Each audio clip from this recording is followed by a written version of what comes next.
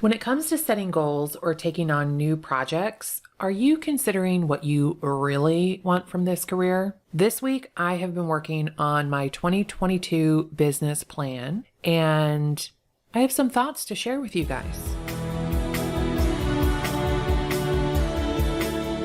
Welcome to the Savvy Agent Podcast, where we help real estate agents build a thriving business so they have financial freedom in their life without having to work 24/7. I'm your host, Heather Wright. Now let's get to it. So let's say your goal for 2022 is to make $1 million. Why not? Who doesn't want to make $1 million? Well, how are you going to do that? And that's the point of business planning, is figuring out how to get to your goal. So if I want to make $1 million in gross commissions, then I'm going to have to sell $33 million. Well, a little bit more than that, but work with me here. $33 million to make $1 million. Like, holy crap, that's a lot of houses in Des Moines, Iowa, where our average price point, I mean, it was really good this year. I'm not looking at it, but I think it was around $240,000, $250,000. But still, 33 million. That's 132 houses that I would have to sell at an average price of $250,000. Completely doable, but do I really want to do it? And that's also, I would have to do that all alone. I would not be able to pay a co-listing agent. If I had a team helping me with those, then how many of those sales are going to be mine and how many of those sales are going to be shared with those team members, and you have to figure out the split. I mean, it's kind of complicated math. So let's just say I'm a single agent, because the team math is too hard to do on a podcast. But let's say I'm a single agent and I want to make $1 million in Des Moines selling $250,000 houses. I have to sell 132 houses this year to accomplish that. Let's also assume that my math is correct, because it's entirely possible it's wrong. In this example, I need to consider if this is what I really want. So to sell 132 houses, how much time is that going to take? How am I going to prospect for those leads? How many duds am I going to have to talk to before I actually get one that converts to a sale? Do I have enough time to do all of those listing presentations? If you're converting 80% of your presentations into a signed listing agreement, cool. And then if you're selling 95% of those signed listings, they turn into active listings and you sell them, well, that's great. But it's a lot of math. It's a lot of appointments. It is a lot of work to make that $1 million goal. Do you really want to do what is going to be required to reach that goal? And it's okay if the answer is no. And it's okay if the answer is yes. And maybe you realize, I don't want to do that alone. Let me figure out the math if I had a team. And maybe that would work better for you. Of course, it's going to equate to a lot more than 132 houses, but maybe that is the path of least resistance for you. So maybe to make $1 million, you don't want to just sell 132 houses. But when you think about what you really want, it helps you map out the better plan for you to get there. Because you could work 24/7. You could go on all of those appointments. You could, never have free time to think for yourself. You could not take any vacations. You could skip the gym and work instead. You could miss dinner every night. You may forget what your kids look like. You might get a divorce. When you put your work as a priority because your goal is, that is an incredible goal. And that's a lot of work into it. And when that is 100% of your focus, you have to be willing to accept the things that you're not going to have instead. So if those aren't compromises that you're willing to make, and if they are compromises you're willing to make, that's totally fine. But if they're not, well, do you really need to make $1 million? Would 500,000 be okay? Would 300,000 be okay? Like, why are you setting this goal? What would happen if you didn't reach that goal? Is it the end of the world? Are you going to go broke if you don't make $1 million this year? Think about what it is you really want. Do you really want more time with your family? That kind of sounds like a threat. Are you sure you want to spend time with your kids? But what I meant was, do you really want to work all the time? Or would you rather be home for dinner every night?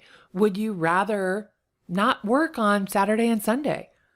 Would you rather only work with people you already know? So sure, when we set our financial goals for the year, it's easy to think about how, yeah, if I make $1 million this year, oh my God, all my problems would be solved. I wouldn't have to worry about health insurance. I wouldn't have to worry about this. I could pay off my house. I could do this, that, and the other thing and take a cool vacation.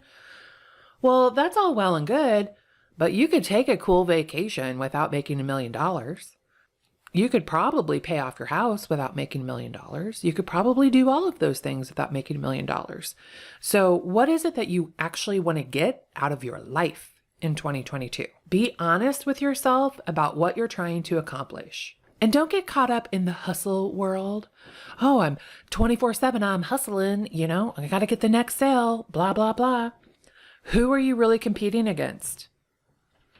Is it that guy in the office who's been in business for 30 years and is super condescending to you because you've only been in the business for 5 years and he makes you feel like you're not as good as him, even though you know you're way better than him, so you need to make $1 million this year to prove him wrong? Oh my God, listen to that. That sounds like a crazy person. You have nothing to prove to that guy in the office or the other agent that you're trying to beat. Tell your ego to knock it off and consider what it is you really want. It is okay to set reasonable goals. It doesn't have to be the top goal of all of your colleagues. Just because you're in a coaching program and everybody's like, okay, add a 0 to the end of that goal. You don't have to do that. If your goal is to make 6 figures and that's it, cool. That's your goal. Create your own life by design. Create your business by design. If you design it, you might have to tweak the design. It may not work perfectly the first time, but if you decide, okay, I'm going to work 5 days a week, 40 hours a week. So what are those days and when are those hours going to be? And what is it that I have to accomplish in that time to meet my financial goal? And list all of that out.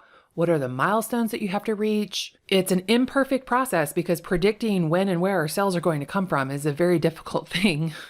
If only I had a crystal ball. But then you have to tweak your systems and make sure that your technology is working in your favor and not against you. How can you use your systems to collapse time, save you time from doing manual things? What can you put into place in 2022 that gives you more freedom? Because money, we think, is freedom. And in some cases it is. But in the example of, I want to make $1 million this year, and I'm going to have to work all day, every day, and stop sleeping. Well, that's not really a very great life. I mean, plus you're going to get burnout after a while. It's just, I don't think it's sustainable. And I'm a high D. I can go a long time without taking a break for myself. But ultimately, in the long run, it doesn't work out in my favor. It damages me. It damages my relationships. It damages my body, my health. So how can you set yourself up for success that is defined as your success? It's not adding a 0 to the end of the goal you originally set, but it is what will work for you and what you really want to achieve in life. If you want more freedom, that's awesome. What does that freedom look like for you? Does it look like a 40-hour work week? Does it look like taking 2 months off in the summer? Does it look like starting a team and having them do the work for you? And don't get me wrong, having a team thinking you're going to work less, that is not true. That is just a number of new problems that you have to deal with. This business is amazing because there is no ceiling. And there might be some ceilings, like if you live in a tiny town, your market might have a ceiling of sorts, but the industry itself, there's so many opportunities. So what opportunities are you going to engage with in 2022? What opportunities are you going to seize? And how are you going to love yourself and live the life that you actually want to live? Because making that $1 million is not going to solve your problems. But giving yourself the freedom to live the life that you actually want to have before you make the $1 million, there's something to that. So these are just my thoughts as I'm looking at my own business plan. Like, Heather, do you really want to work that much? Yes, I can start all these new projects, but realistically, are you going to finish them? These are valid questions that I ask myself, and I assume that most other people have to ask themselves too. When we are setting ourselves up for success, committing to a bunch of things you're actually not going to finish is going to damage your personal integrity. So don't do that to yourself. You know who you are. You know what you're capable of doing. You don't have to do it all. There's a lot of time to conquer the world. So set yourself up for success in 2022 and take a moment to think about what you really want in your life and how this career can help you get there. And that's all I've got for today.